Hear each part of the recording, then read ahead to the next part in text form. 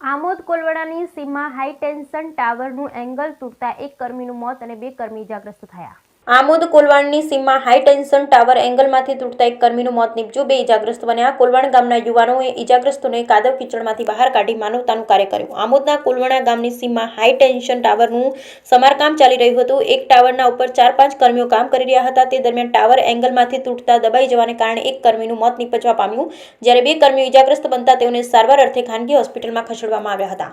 કોલવાડા ગામના યુવાનોએ ઇજાગ્રસ્તોને કાદવ કીચડમાંથી મહા મુસીબતે બહાર કાઢી માનવતાનું કાર્ય કર્યું. આમોદના કોલવાડ ગામની સીમાથી જેટકો કંપનીની 220 kV ગવાશત સુવા ગામની હેવી વીજ લાઇન પસાર થાય છે.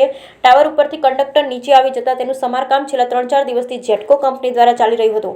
આ સમયે 86 નંબરના ટાવર ઉપર 4-5 કર્મીઓ તેઓની કામગીરી કરી રહ્યા હતા. ત્યાં જ એકાએક ટાવર એંગલમાંથી તૂટી પડતા કામ કરી રહેલા મહેશભાઈ અભેશંગ ગોહિલ, ઉંમર વર્ષ 54, રહે જૂના તવરા, જિલ્લો ભરૂચ, નાઓ દબાઈ જવા સાથે ગંભીર ઇજાઓ થવા પામી. ગંભીર ઇજાઓ થતાં ટાવર ઉપર જ તેમણે બૂમાબૂમ કરી નાખી તેમને રેસ્ક્યુ કરી નીચે ઉતારવામાં આવ્યા. ઘટના સ્થળે પહોંચેલા કોલવાડના યુવાનો પૈકી એક યુવાને મહેશભાઈને CPR આપવાનો પ્રયાસ નિષ્ફળ નીવડ્યો.